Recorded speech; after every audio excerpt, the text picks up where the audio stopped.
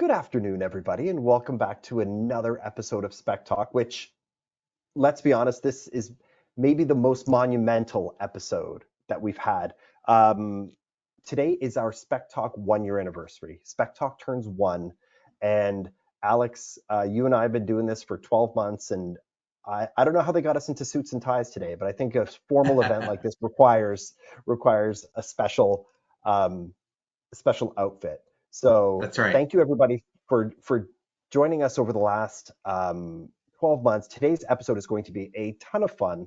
Our very special guest, who I can't wait to announce, but we got to get through a little bit of housekeeping first. So I'm going to jump up, share my screen here, and let's get down to business, because I know the stuff that we're going to be covering today is going to blow several minds.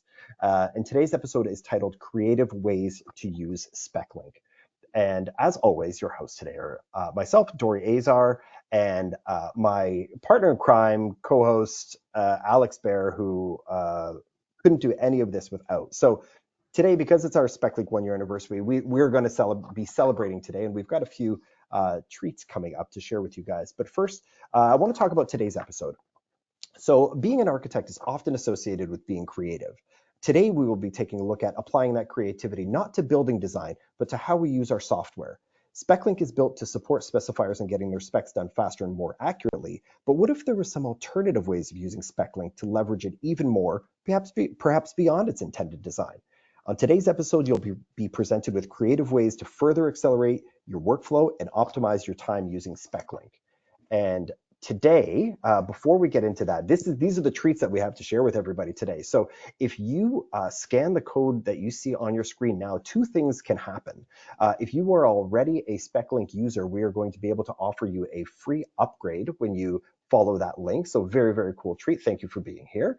And if you are new to SpecLink and you're ready to give it a try, scanning this QR code and signing up with us is going to get you a free seat. So if you want one, you're going to get two. If you need two, you're going to get three. So scanning that QR code will lead you to that. We'll bring it back to that in the end as well. And I believe that link at the bottom is going to be posted in the comments or in the Q&A as well.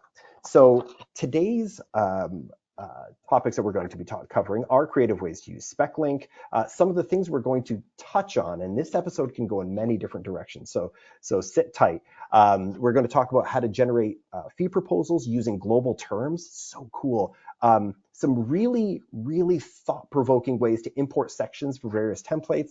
And then if we have time, we're going to talk about archiving projects, but I'm going to guess that the comment section is going to be on fire for this episode, and we are going to be keeping an eye on it. So if you guys have any questions, bring them to us today.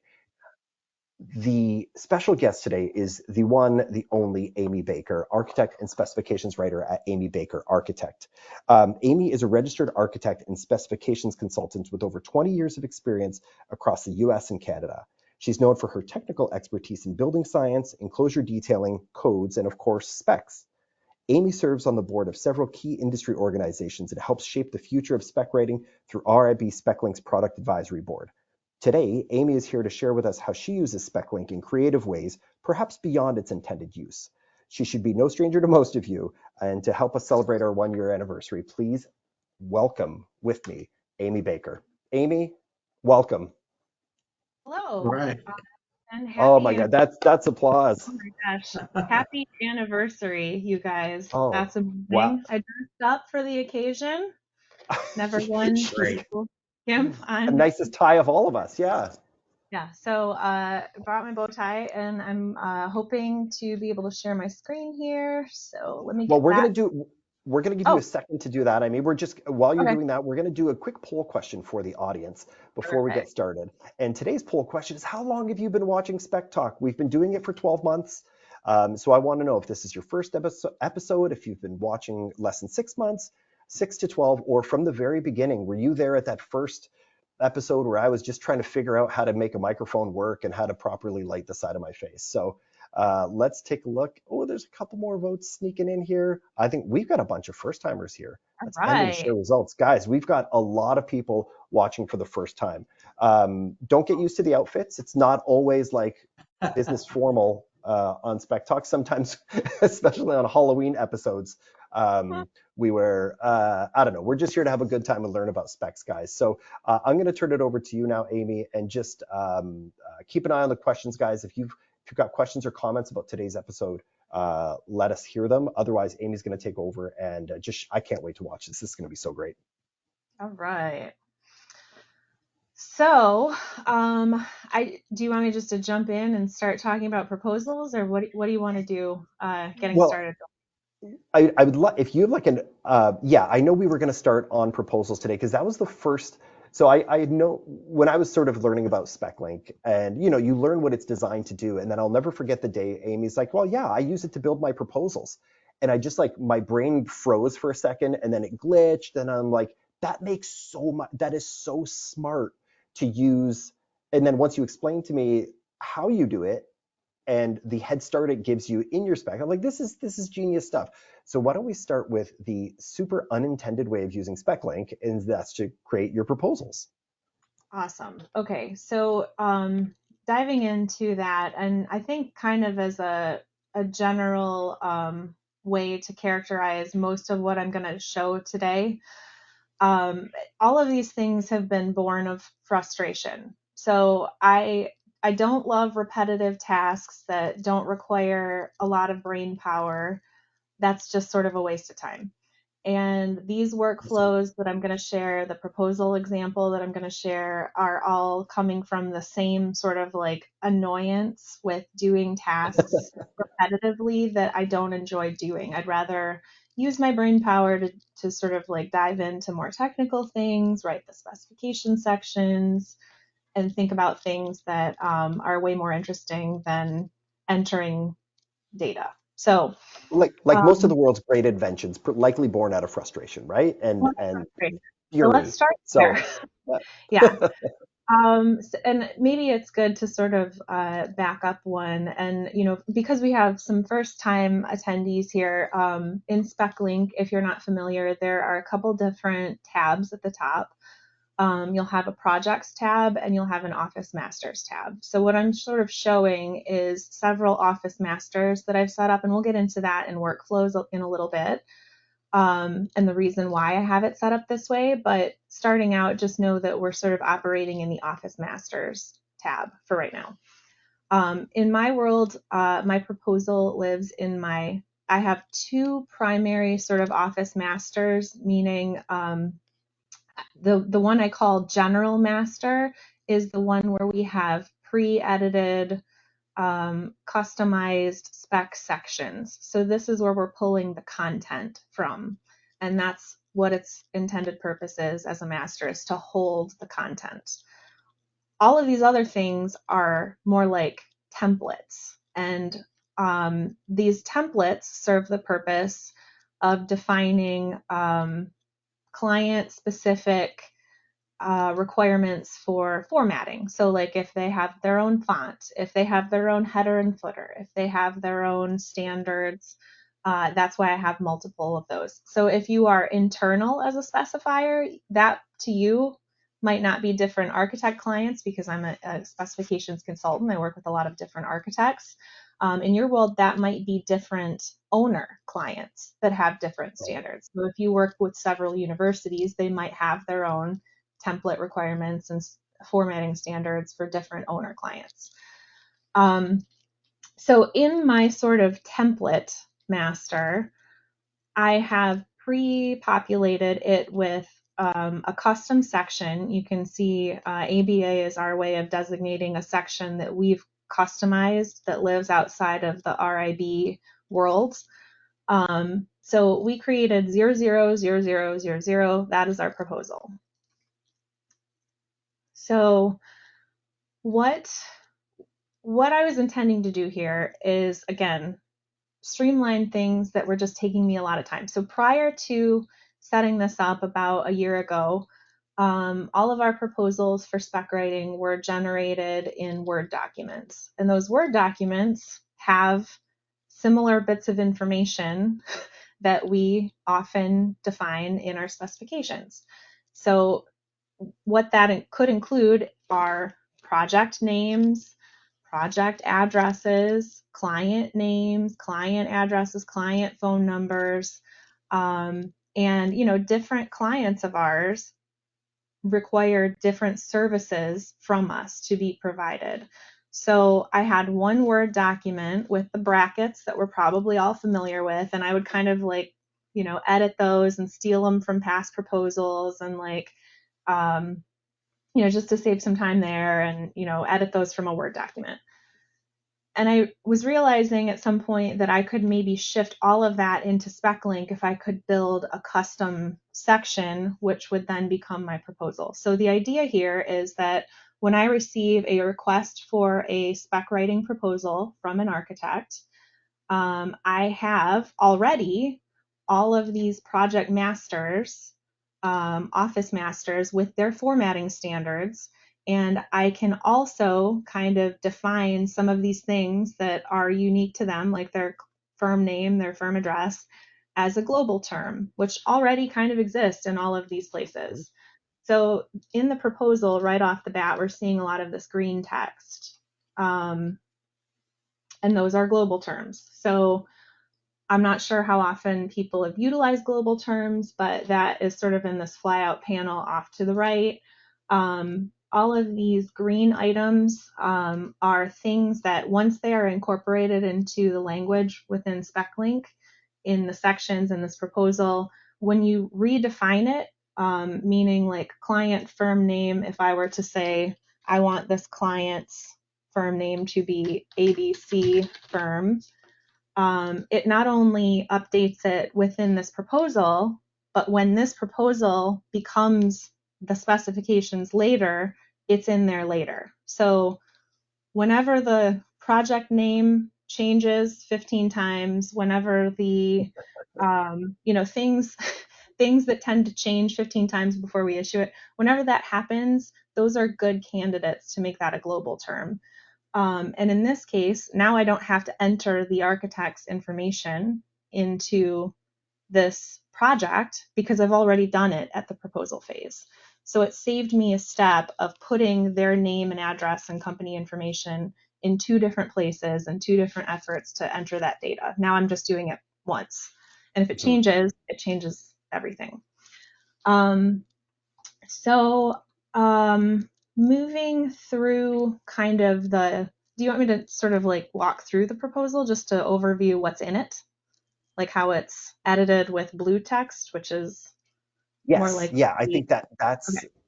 because there's a lot of I see. variables when you're putting together a proposal, right? So, So and there's a lot of global, variables when you write a spec. So, yeah, global terms were a huge game changer because now we're just entering that data once.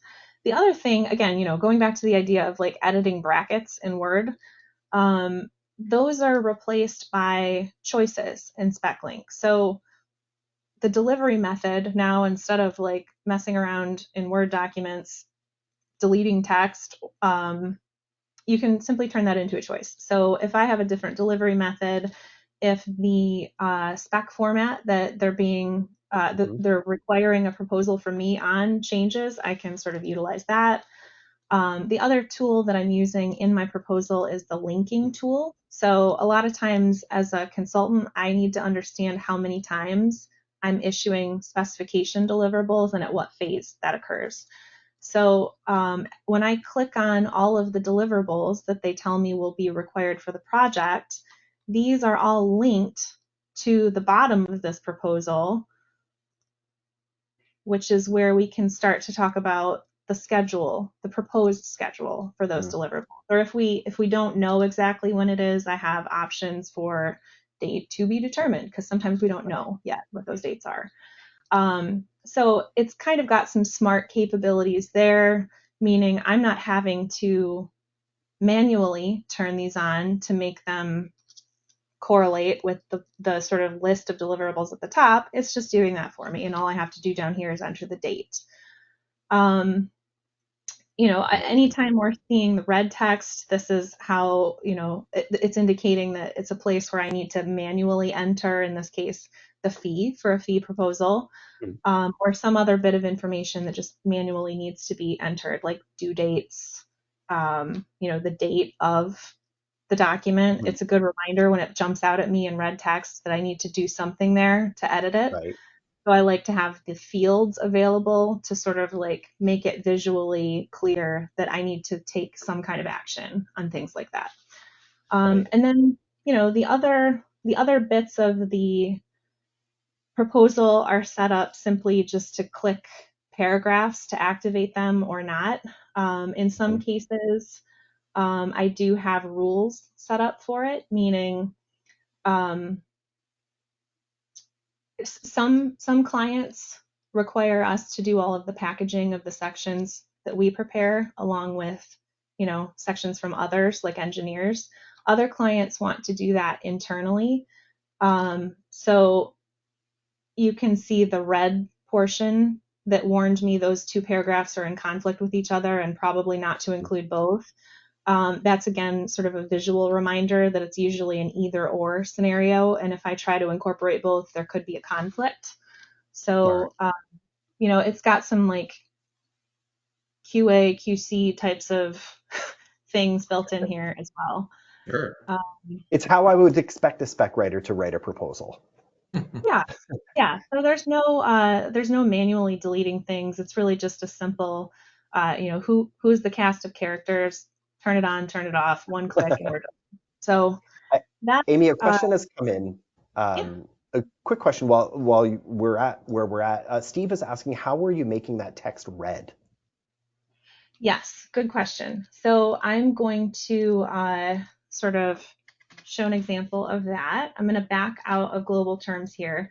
And again, understand that on the right side of your screen, there's this sort of flyout tab, and Hmm. it's got different tools in it. So to add a red field that's blank for sort of like a fill in the blank scenario, you would go to choices on that flyout tab and you would simply add. Here's the different kinds of smart information you can add.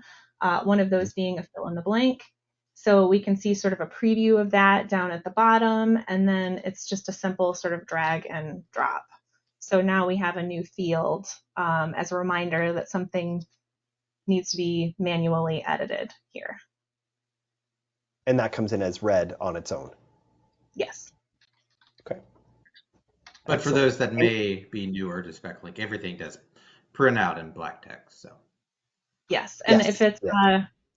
if you see it on the screen as black text, that is what will print out. So a lot of times before I actually send this proposal out, I will flip the view just to give it a quick QC check to make sure that it looks like it should. If it's Hmm. gray text, it's not going to print in the final document. So to just give me a preview of what it'll print as, you can change the view to active view. And this sort of thins out all of that gray text that's unprinting in the way I've edited this. And then when it comes to generating a PDF of that, you're just using the print command the way you normally would, and you're printing by section, presumably, and Yep. going from there. So one of the recent updates, when you are in a section and you utilize the print command, it sort of defaults to print that section by itself, meaning this sort of button is toggled automatically. In which case you can either print it to a PDF, which is what I do, or you can print it to a Word document. Hmm. You can also manually switch this to print the entire project. At this phase, I wouldn't need to do that because it's just a proposal that I'm sending, but the change recently was that when you open the print box from a section, it automatically defaults to wanting to print just that section unless you manually sort of change it. Right. And then the pull down, because you're in that section, it's automatically set to your proposal pull down, Yeah. print and go. If you had to guess, Amy, how much time this saves you? So What? I am guessing, if I know, the hardest part is gathering the information on the scope, which usually involves a couple emails if I'm not already kind of familiar with that firm or that client, meaning like how many deliverables are there and when are they due and decisions like that. But assuming I have all of the bits of information I need to know on the scope, running through my proposal now takes me about 5 minutes, if that. That's Um, great. where before I was taking maybe like 20 minutes to like delete text and like reformat things and, you know, do things in Word. So it's a pretty quick edit, you know, with all of the sort of smart linking, the forms, the global terms. So like that's just on the proposal preparation side. When we get to the point where we're converting this into an actual project, so let's say our proposal was accepted. Which they often are, let's be honest. I hope so. So I'm going to jump back into my projects tab. So you can see that the P's, those are proposals. Those are not yet accepted. Oh, neat. Okay. So I'm gonna set up a new one just as a sort of template. But like this is the master. This is where the original document lives. But let's go ahead and create a new proposal. I'm gonna check that it's an active project / proposal is what that means. I'm going to copy from that office master that I just sort of showed you. In my world, that's called the project master or my template. Next, we're going to say this one is a P _ test proposal. And we're just going to fill out some of these values. Exactly the same, like, again, like in this case, I'm sort of front loading it. I'm filling this all out at the proposal phase, not at the project phase. So, so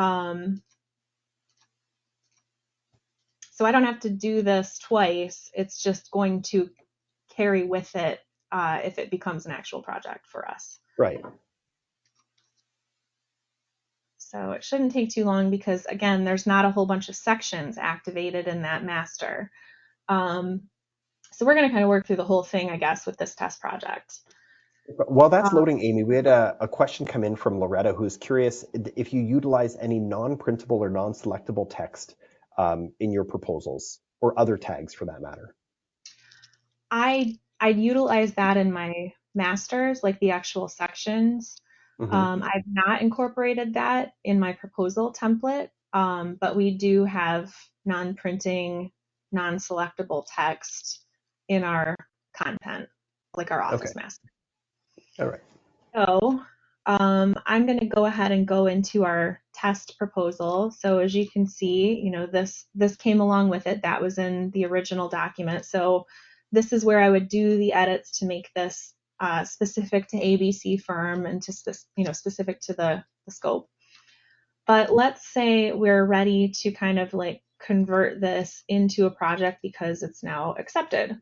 On the summary info tab, you can simply rename it. So in my world, we usually start with a project number, and I'll call it 123.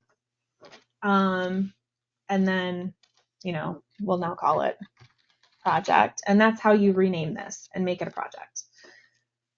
So, you know, this is a good point just to make sure that all of these options are still correct, meaning maybe I don't want to print the reference standard edition dates in this, and maybe I do want to have metric in parentheses after, but you know, this is how you would rename it. And if we were to go back to projects, now you can see it's renamed as a project. So from here, we're ready to go. We're ready to import sections. And again, in my world, this lives in a different place than my template or my setup standard.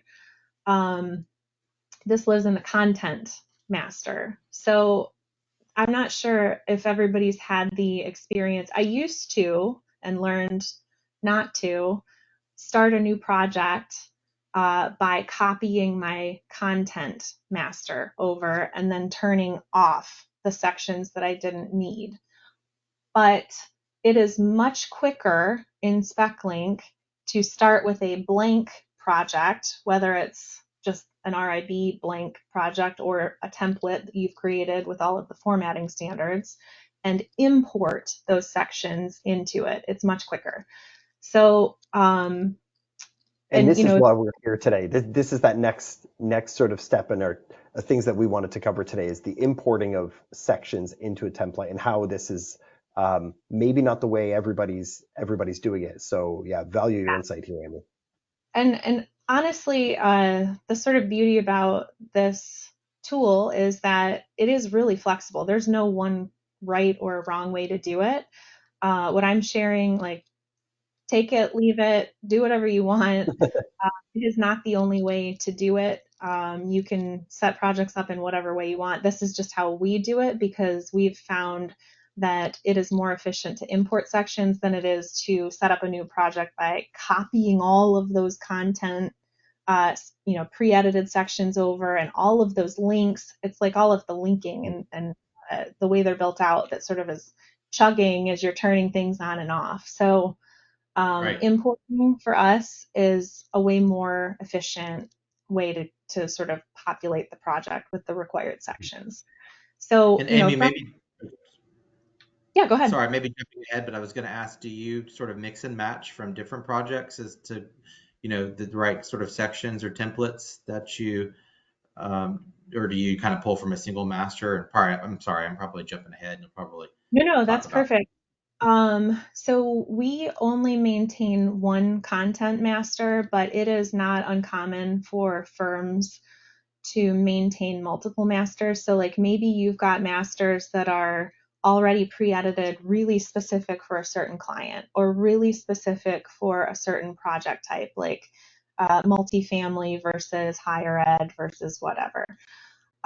So in that case, you would pull the sections from whichever of your office masters hold that pre-edited content. But it could be that you have multiple places you're pulling from. For me, it's really just one location. Okay. So the other thing that's, I'll just go ahead and import a couple sections so we can see what that looks like. Again, I'm going to import from a project, but what I'm actually doing here, it says import from project, but I'm actually importing from my office master, and that's just a toggle from projects to master. You can copy a section from another project and import it into this new project, but we are always trying to import from our masters. So that would be my ABA general master. I'll just go ahead and open hollow metal doors. We'll put some finishes in here. We'll put non-structural metal framing, chipboard, tile, and let's just start with those four. So as this is importing, you'll see that it is fairly quick. You might need to do a refresh on it. Sometimes it'll like prompt you that the sections have successfully been imported. But if it doesn't sort of do that, usually you can just do a refresh and some of these white folders will hopefully turn blue. Yep. So Amy, is that just a browser refresh, like an F5, or it's not a yeah, refresh within SpecLink yeah, itself, right? It's just a browser refresh. Gotcha. I just manually refresh the browser. So now we know that those sections are imported because these folders are blue.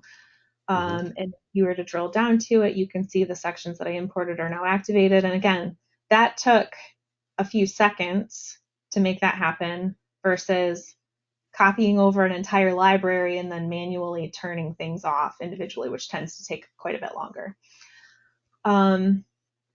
So if we were to sort of navigate within this section, again, what we're seeing is, it's set up with my template that this is sort of our office standard template. Right out of the gate, SpecLink gives you different options. A lot of these are client-specific templates, which I've made custom to those firms or those clients. But, in this case, we're just using our standard office template. It's also built out with our office standard header footer. And for those of you that have set this up manually, the sort of like the templates here don't carry with it currently a header footer. as part of your template setup. So this was my workaround to having to change the header and footer for different clients, meaning back in my Office Masters, different clients have different headers and footers. And instead of setting that up manually for every project every single time, I just wanted it to be there the way it is. So that is why I set up different templates, is not only to speed up the import process, but also for it to carry with it that project or that client's header footer. So Very smart. this will also potentially save some time, because that does tend to be a more manual effort if you don't have kind of a formatting template to start from. Did you? It looked like you were going to say something. A question came in, so I was just we're getting Okay. some love on screen too. So, a question coming in from Paul says, when you have many blank templates, is like this prior to importing, is it annoying to see all the updates that want to push to each one? Do you find that annoying? So the blank ones, the masters, are not populated with very many sections. It's really only populated with my custom proposal section. And like another one that I tend to bake into the template often is like, if their seals page, like if it's the same people that are signing and sealing for that firm, I'll just pre-edit that with those people and those license numbers and whatever, because I don't want to enter that 400 times either. The other section that I typically include, I'll just navigate to it so you can see it. The other section that might be in here is the project directory. Again, do they have a standard swath of engineering consultants that they work with? If yes, then this section is in the template too. So there's really only a couple things that are pre-activated here. And for the most part, they're very customized to how either I want them to show up or how the firm wants them to show up as a standard. So these are not needing to be updated really very often. Like it's I think the updates are really only showing up for sections that have been opened and customized at some point.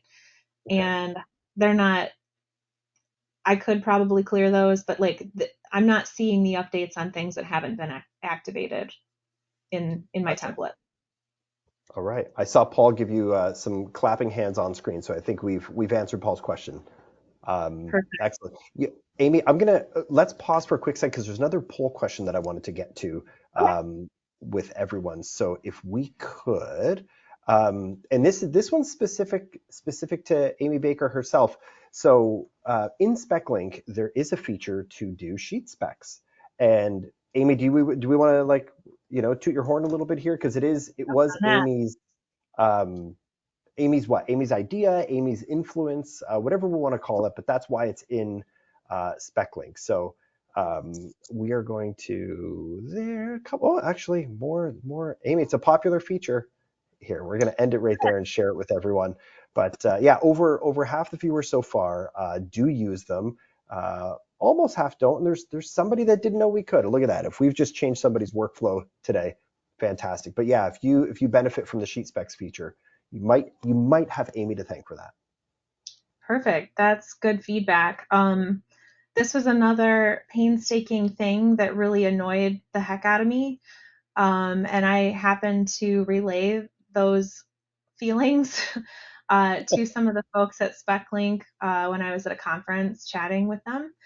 And they weren't aware of what sheet specs were at that conference at that time. So every firm I've ever worked for has attempted to do this and has attempted to do it in a way that just wastes a ton of time.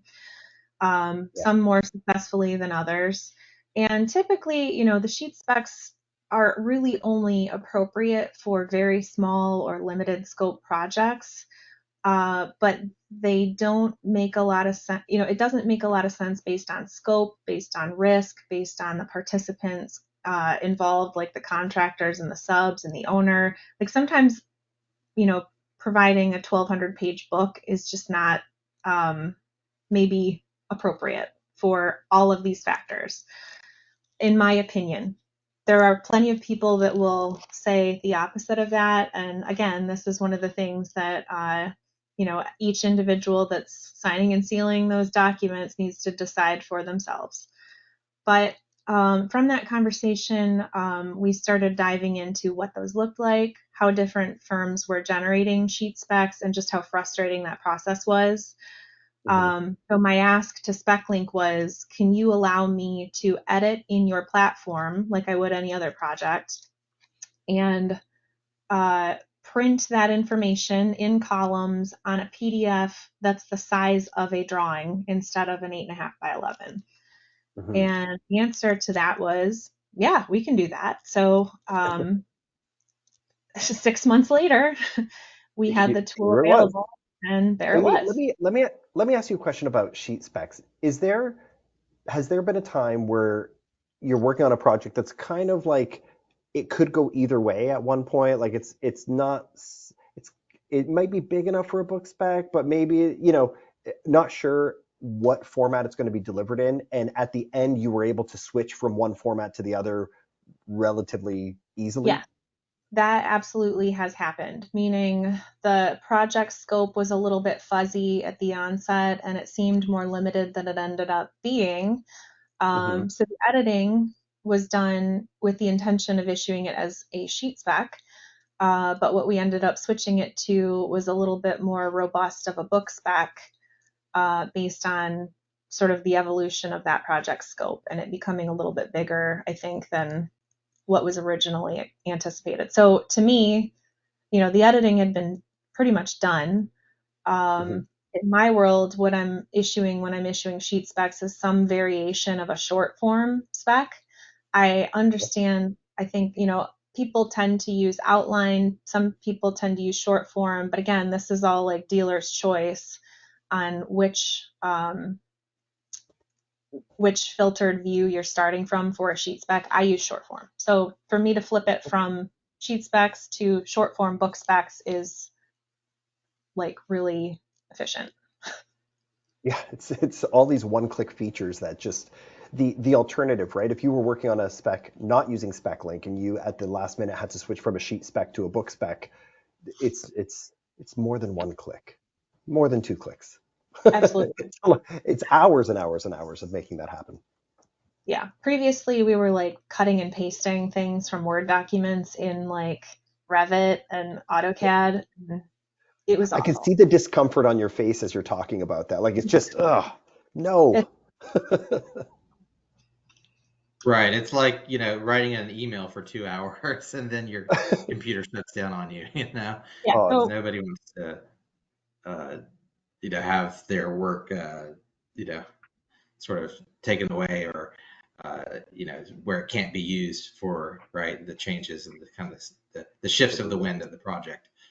When I say these things are born of frustration, it is absolutely, truly the case that like these processes have annoyed me at some point, and we've figured out how to use what is really a pretty flexible tool to solve some of those problems. So,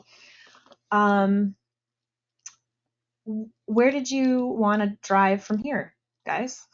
So we had a question. Christo is asking a question about templates I think would be good here. Okay. So the question is, could you explain how the different templates for specific clients are used to change the headers?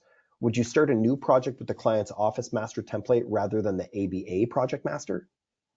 Yes, exactly. That is what they are set up to do. So in the Office standard templates or the client templates, if they don't have their own preferred header, footer, and format for the document, then I'll default to our own internal template. But if they do have their own standards, this template is already set up with, I'll dive into a section here. It's already kind of set up with this formatting template and also, also their header and footer specific to that client. So I don't really have to do any setup on their header and footer. And because all of these green things were likely filled out at the proposal phase, I don't have to fill that out either because it just comes with it when I convert it from a proposal to a project. So for the most part, the headers and footers and the information in it, other than the issue date and the issue name, are already in place. So that's another step that I eliminated in, starting with a Word document for a proposal and then having to re-enter all of that information for the actual project. Now it just flows right in to the project. One. All right, so hopefully that answers a question there. This is great. Loretta's got it's prefaced by a question for anyone. So it just, this could be funny. Is there a way to add text specific to a section? Let me read this again. Is there a way to add text specific to a section to the header or footer? So maybe just like type text, or would it a custom global I'm term? going to guess at the intended question, and I'm going to go into header footer here. And I'm not sure if this answers the question, but so this is saying it's going to default to the project established header and footer. But if for one section only, I want to make an edit to it, maybe I want to change this language to something else and have that only stick for that one section, I can toggle that here and it will only apply to that section. Yeah, we just got word from Alex Fulton that says you can make a section-specific header and footer. Yep. Okay. Yeah, that's. So that is the button. So if you go in the header footer box and you toggle to that button, that is the thing that applies it only to that section versus the entire project. Excellent share. Loretta says thank you. Amy's on it. Yeah, all the comments. This group is so supportive and so helpful. I absolutely love when, I know we don't read every question live on air, but sometimes somebody will ask a question. I'll ask the guest the question, and then the comment section just loads up with everybody that wants to participate and wants to help. No, absolutely love that. I want to back you up for a second, Amy, and I'm scrolling back to the question. It was about your proposal, and if I recall, it involved having your logo on the cover sheet of the proposal. You can add logo. So the comment was, and this comment came in from Eric L. No, let's do E. Ledbetter. Yeah, that's who. We'll try to maintain his anonymity here. It says, I'm curious how AB gets her logo on the cover if it's not in the section, and why that might live outside SpecLink. Read that again. Eric, what are we talking about? Get Eric on the call. Somebody sent Eric an over invitation. He said, curious how you get your logo on the cover, and if it's not in the section, and how or why that might live outside SpecLink. Is that like linking in your logo? So in short, my logo does not exist on this at this point. So I haven't really addressed putting a logo on the cover of my proposal. But my suspicion in doing that is that I would perhaps, oh gosh, it's not able to insert image there. Maybe that's the issue. Oh, here we go. I would probably try to use this tool to get it in there. Let's see. I'll just do some live testing. Are you setting me up for a failure here, Eric? Is this not going to work? Listen, Eric is going to be a future guest, Amy. So if this trips you up a little bit, you have like months to plan a question to really trip him up. So revenge is we serve dishes of revenge sometimes if we need to. That's right. So let's do a preview here. See if this shows up. There it is. There you go. Yeah, probably how I would do it, unless there's a nuance here that I'm forgetting about. But I mean, you absolutely can put images in 2 sections or the proposal template. I haven't done it yet. Maybe I should. Don't, it's not broken, Amy. There's nothing to Okay. fix here. If they're agreeing to the proposals, I'd say keep the logo off. Eric just wrote back. He said, no, I have one in mind, but it lives only on the left side. Ah, okay. I think Eric's being cryptic today. I think I do that.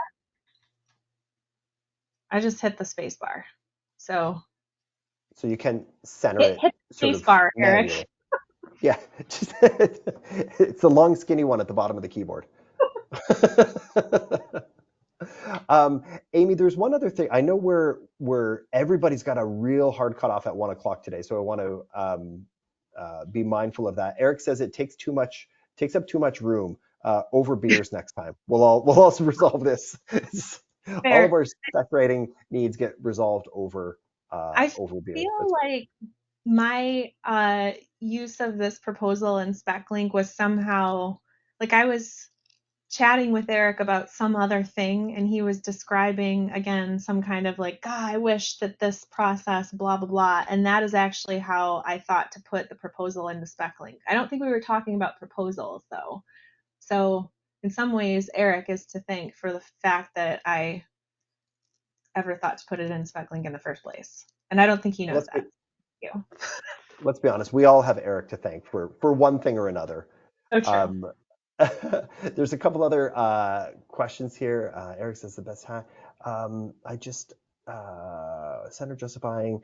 So, do you still have that logo on there, Amy, or did you delete it? I do. When you went to print preview, did it show up? Because Kevin is telling us that sometimes he's got a problem with the. It did. Oh, there it is. Okay. I mean, I haven't formatted this, but it did show up. This one was centered. If I wanted it to look prettier, I could keep editing it. But what was the issue with the logos and the images? We are collecting more information. That we didn't have a lot of information about that question, so we just. Let me export it and see if it comes in as a PDF. Oh, Mohan's saying. Oh, let's talk to Mohan for a sec, who's a wonderful human being. Says, I prefer to add the logo after I print the manual. It's easier to size and center outside of SpecLink. Okay. Again, flexibility is the name of the game here. You can adapt your workflow with what is a very flexible tool. Yeah. And you can print all of these documents to a Word document if that is your preferred method. Right. I've used import. So this is AJ sharing with us. I've used import form to create a cover and insert logos, but the text justification doesn't stay locked in place. So import form is another interesting approach. All right. Alex, what are some of the cool hacks that you've been using SpecLink for what, 5 or 10 minutes now? I mean, you've only been with the company for 1,000 years. So what kind of cool tips and tricks have you seen along the way? Well, I mean, I always love the idea of the sort of the Office Master checklist.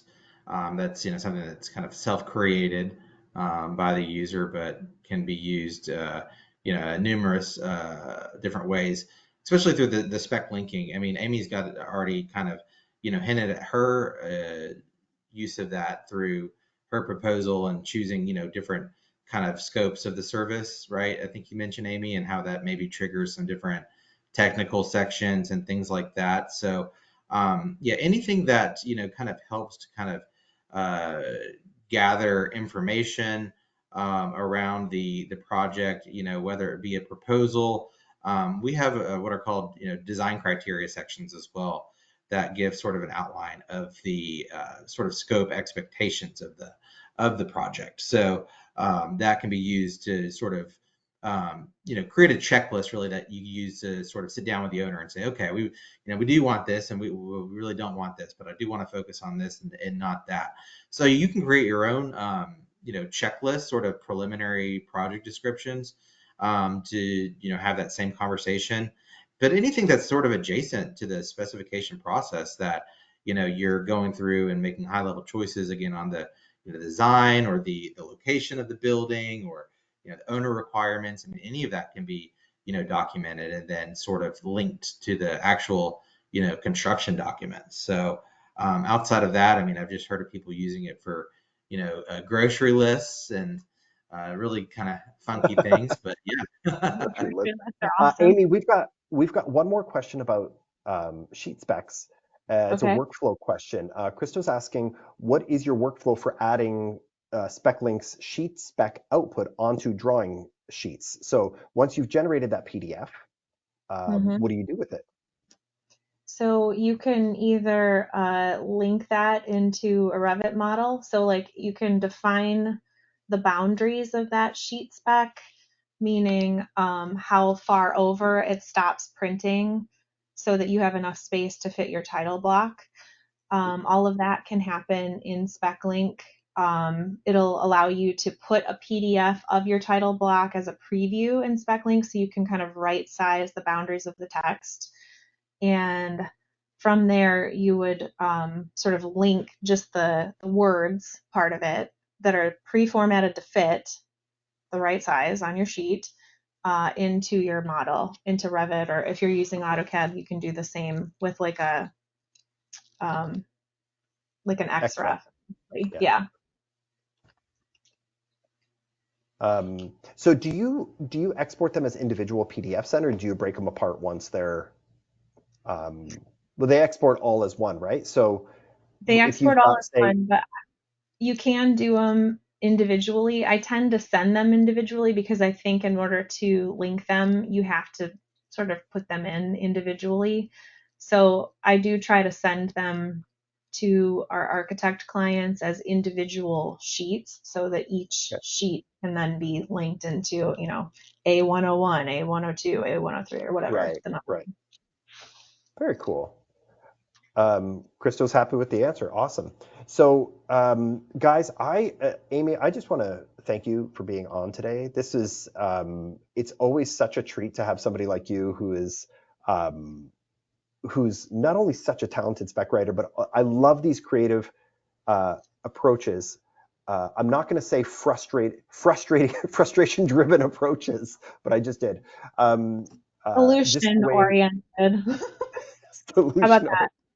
Spin it. No F words. Yeah. We'll try to keep it professional. No, it's and I know from working in industry and private practice too, that a lot of times it's the frustration of things that spur. I know a ton of like the sort of things that I use Revit for were born out of that exact same thing. Like, why am I clicking this 4 times? And there should be just a way to do this once and done. And so I don't know if that makes us unique or one-offs. And if anybody else in the comments wants to load up and let us know that if your best ideas come from frustration, I'd love to hear it. But we're going to start to land this because I know everybody's got some 1 o'clock meetings lined up. So happy birthday, SpecTalk. Amy, thank you for coming in and celebrating with us. This was such a fun way to commemorate. I don't know how many episodes. Alex, we should go back and count the episodes. But 2 months, 24, 20, probably 24, right?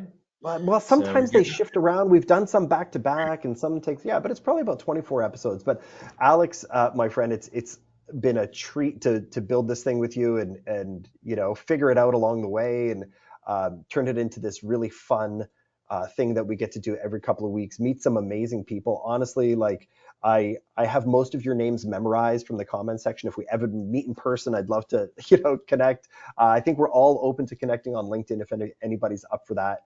So Amy, I'm just going to do another quick screen share. Actually, we're going to do one more question. We're going to launch a poll if you are a current SpecLink user. So don't forget, we do have our anniversary special treats where if you are a current user, we can offer you an upgrade. If you're not a user yet, we do have an extra seat that we can tack onto your license. Steve's asking, see you at MSR. I don't know, Andrea. Will I see Steve at MSR? Let's talk about that after I get the call. I might be there. Be there. So I'll look forward to it because I've never been to an MSR event. And if anyone else is going to be there, let me know, and we will meet up and have a great time. Amy is the best. Oh yeah, I think we can all agree on that.